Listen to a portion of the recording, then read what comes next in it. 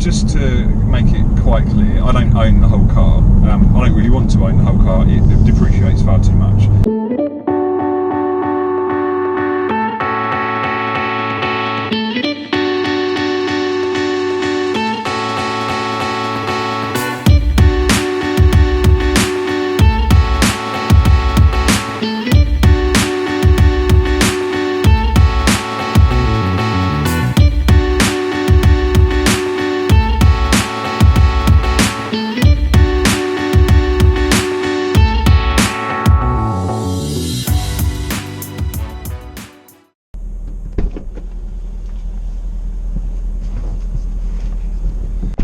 Hello, we're back in the F-Type, and thought I'd do another video just to talk about some of the running costs. A couple of people have asked me actually what it's like, how expensive is it, what are some of the running costs that I've had to pay for that I've kind of researched before buying, so I thought I'd do this video just to capture it all.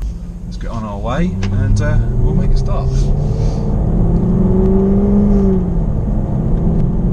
So number one, the original purchase price. I'm not going to go into the kind of vulgarities of how much I paid. You can go on Auto Trader and see how much a car like this costs. But just to make it quite clear, I don't own the whole car. I don't really want to own the whole car. It depreciates far too much. I do actually finance this. So I put a lump sum down and I kind of finance the rest. It's very different to leasing. Leasing is where you literally rent the car for a number of years as part of the contract. You don't own any of the car. You put very, very little deposit down, if any, and you literally give the car back at the end and start all over again. What I've done is put some money down to try and reduce the monthly payment, and I pay monthly for a fixed term of 3 years, after which I get options of buy out or trade it in or whatever. So the car is financed as opposed to leased. Secondly then, and you may or may not consider this as a running cost of the car, but since I had the AMG and had that detailed, it's made me realise how important it is and how much easier it is to maintain if the car is detailed. So as I did with the AMG, I got this professionally detailed. So I had 2 or 3 layers of ceramic coating, which just make it so much easier to clean. It was all clay barred and everything else, and there's a video on my channel showing the kind of processes of that. So I do see that as part of certainly the purchase cost of owning a car like this, because it is just so much easier to keep clean once it's done, and it just looks stunning once it's done. So that was $450, and I think Scorpion Detailing, who did it for me, won't mind me kind of giving some of their costs away. That was a kind of a price that I paid. I think they took a little bit of money off because I've used it before, but generally kind of between £400 and £500 you'll expect to spend on doing that, and I see that as vital really when you own a car like this. So on to insurance, and insurance is a bit of a grey area.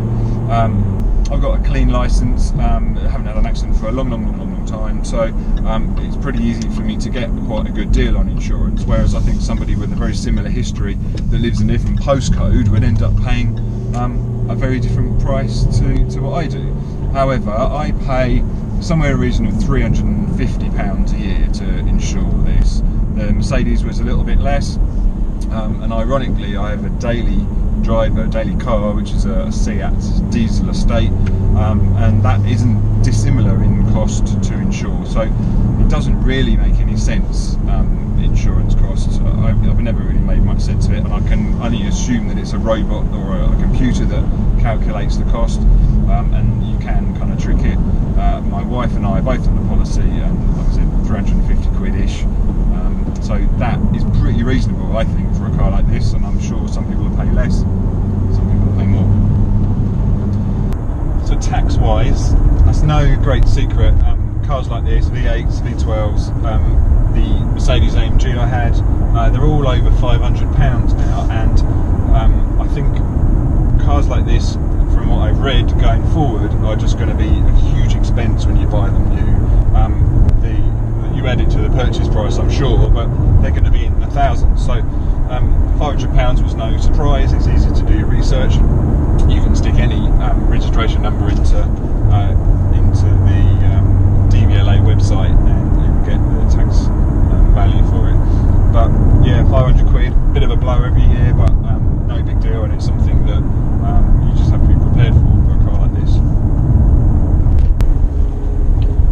regarding servicing, I was really lucky with this because this car was bought with a service contract. So, and I've noticed this with a lot of supercars actually, you can, when the original purchaser buys the car, they do offer a 3, 5, whatever year service contract with them. So this obviously had a 3-year contract when it was purchased, and that contract was sold on with the car. So it's related, or it's referenced to the number plate. So whenever I need to take this, just something in the road.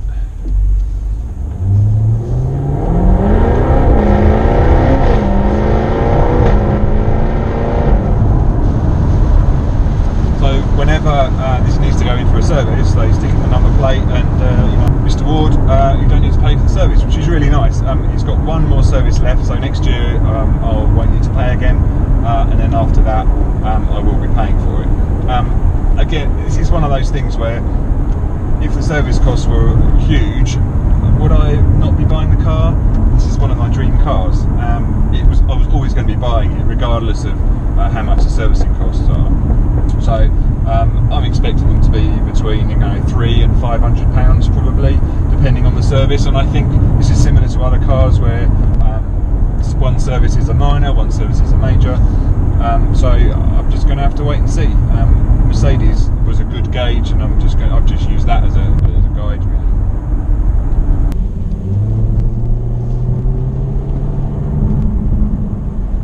So fuel-wise, I was really surprised. I tend to get, and if I flick through the menus on here now,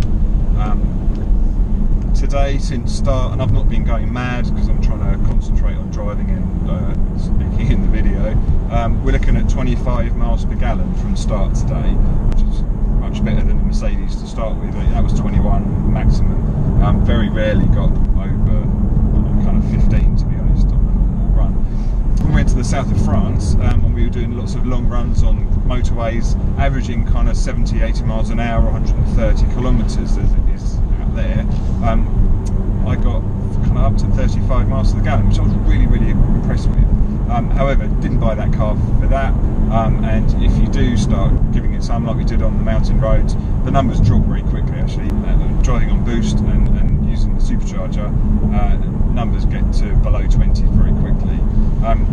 Tank of fuel probably takes, I think it's probably an 80 litre tank I'd have thought, maybe 70 litre tank, and I've got up to kind of 80, 90 quid from completely empty to brimming.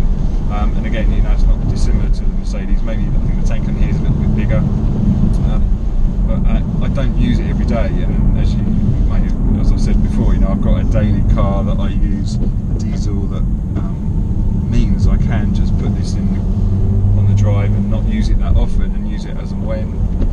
And so it's not a major thing, the fuel. I tend to fill it up once a week, maybe, depending on what I've done over the weekend. So it works out quite well. So onto tyres. This has got 20-inch wheels, which are pretty huge to be honest. And I did do a bit of research before I bought it. Not that a stupid amount of money on tyres would have stopped me buying it. I think we all agree when you're really excited about buying a car, you're really keen to get your dream car, you don't tend to find many things that stop you buying it. Tyres for this will range between £200 and £350. It's got Pirelli P0s on at the moment, and I do like these. I had Continentals on the Mercedes, and they were really noisy, unnecessarily noisy I thought. You just heard this constant drumming noise, which was just horrendous. These are really nice, very quiet, and they do stick well. I definitely have P0s again, and I'm expecting to have to change those in the next year. I don't think these are the original. I should imagine these are probably the second set. It's done 9,000 miles now. I bought it at 5. I guess they're probably new tyres when I bought it. They had a lot of grip on them anyway. So yeah, I'm expecting to have to do them soon. Certainly the rears. But 250, 350 quid, depending on where you go, I think isn't unreasonable for something so big. And it's important stuff. You can't just buy cheap for this car.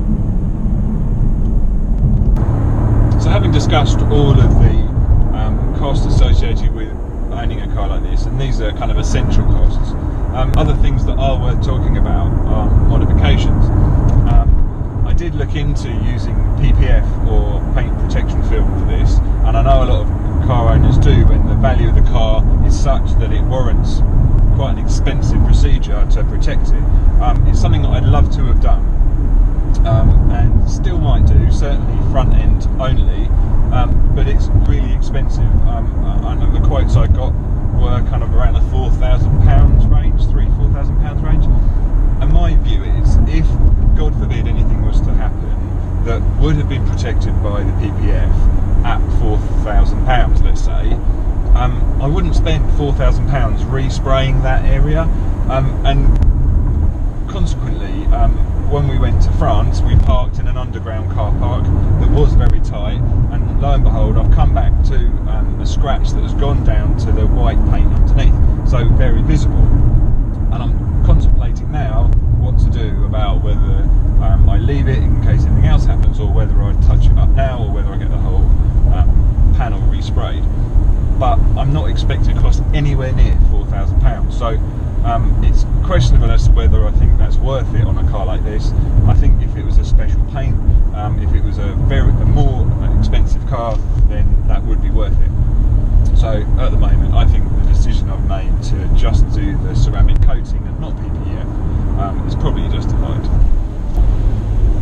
In terms of actual modifications, I'm not a big fan of spending thousands of pounds on body kits and exhausts and those kind of things, and certainly with a car like this making the noise it does, I don't think putting an exhaust on it is worth it. I know there are people that have, and I've heard the results of those, and I think mainly because of the level of soundproofing that many manufacturers put in cars nowadays, and as a driver wanting to have that whole visual experience of a car, I can understand why you'd want to hear that exhaust a bit more in the car.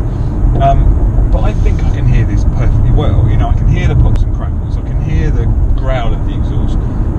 Hearing it in the mountains in France with the windows down was just a million times better, but I don't think I want to be hearing it any louder in here, because I just get fed up with it, to be honest. So I won't be putting exhaust on it. What I will be doing, and I've decided this only in the last few days, is I'd like just to change the wheels. They are the right wheels, don't get me wrong, they're the right design and exactly what I wanted and I had seen on previous models, but they are completely bright aluminium in colour, and if it was me, I'd really like to get them powder coated in a darker colour throughout in the inside of the spokes and the inside of the wheel, and then diamond cut the top surface. These exact wheels do come like that from the factory in many cases, so that's the only thing really I'm looking to change about the wheels. And I'm wondering whether yellow calipers would be better than the red ones, and I think that might set off the blue a bit better. So I'm going to know about that, and if I do that, then it will go to somewhere like maybe Dove Customs or somewhere, and to do the whole thing they'd have a car for a week or so and work it all that time. That's it. I'm not looking to change anything else. I want to maintain the value of the car, I want to keep it as standard as possible, and I've got better things to spend my money on. You know, cars are a passion. I'm always going to be updating cars and thinking about what I'm going to do in the future, but I'm not up for spending thousands of pounds on modifications. So this is how it's going to stay. So guys, as always, I hope you enjoyed the video. Fairly informative, not so many noises and thrashing around like in my last video, but I was asked to do this. There's a couple of people that have said, what's it like, what's it like now you've done kind of 4,000 or 5,000 miles in it. If you like it, again, please give us a thumbs up, subscribe to my channel for plenty more videos. I'm going to try and do a few more for the drivers series. One more I'm going to try and do this year, looking to try and go to the Evo Triangle again. Last time I didn't film it, this time I'm going to try and do something a bit better. I've bought a drone, so exciting times for that. That's going to make my video content a little bit more interesting. So please, if you like it, let me know. Any comments, I'll be interested to hear them. And I'll see you again soon. Cheers.